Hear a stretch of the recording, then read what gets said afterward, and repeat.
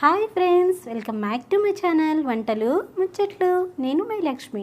ఇవాళ మన recipe instant rava dosa. ఈ రవ్వ దోశ చాలా స్పీడ్గా ప్రిపేర్ చేసుకోవచ్చు అండ్ చాలా టేస్టీగా ఉంటుంది అనమాట.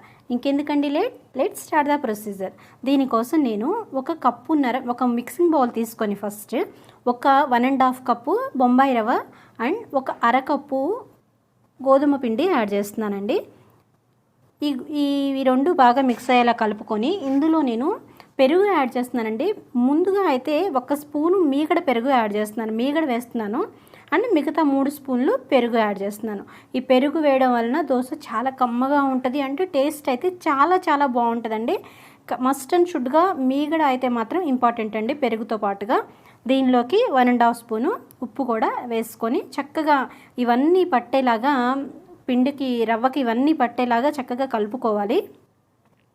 దీంతో పాటుగా కొంచెం కావలసిన వాటర్ కొన్ని యాడ్ చేసుకుంటూ ముందే బాగా దోశ బ్యాటర్ లాగా ప్రిపేర్ చేసేసుకోవద్దండి. ముందు కొంచెం థిక్ బ్యాటర్ లాగా ప్రిపేర్ చేసుకోండి, అంటే కొంచెం గట్టిగా ఉండాలి పిండి. ముందు థిక్ బ్యాటర్ లాగా ప్రిపేర్ చేసుకొని పిండి నాననిచ్చిన తరువాత అప్పుడు మనం దోశ వేసుకునే ముందు దోశ బ్యాటర్కి సరిపోయినంత వాటర్ యాడ్ చేసుకుందాం.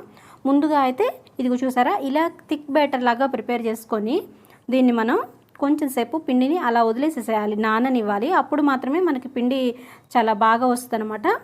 కనీసం 15 నిమిషాలు అయితే పిండిని అలా వదిలేసేసేయండి.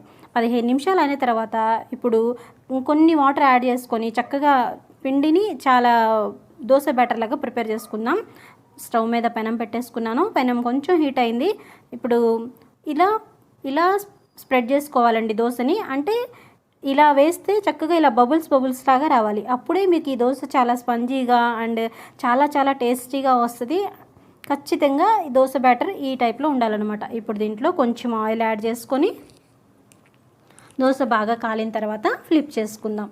అంతేనండి, మన టేస్టీ ఇన్స్టెంట్ దోశ రెడీ అయిపోతుంది. కొబ్బరి చట్నీతో అయినా, పల్లి చట్నీతో అయినా, టమాటా చట్నీతో అయినా ఈ దోశ చాలా బాగుంటుంది. ఫ్రెండ్స్, మీకు నచ్చిందా? అయితే తప్పకుండా ట్రై చేయండి. మొదటిసారి నా ఛానల్ చూస్తున్నట్లయితే నా ఛానల్ సబ్స్క్రైబ్ చేసుకొని పక్కనే ఉన్న బెల్ ఐకాన్ క్లిక్ చేయండి. ఈ వీడియో మీకు నచ్చినట్లయితే లైక్ చేయండి, షేర్ చేయండి. రెసిపీ ఎలా ఉందో కామెంట్ చేయండి. Thank you for watching.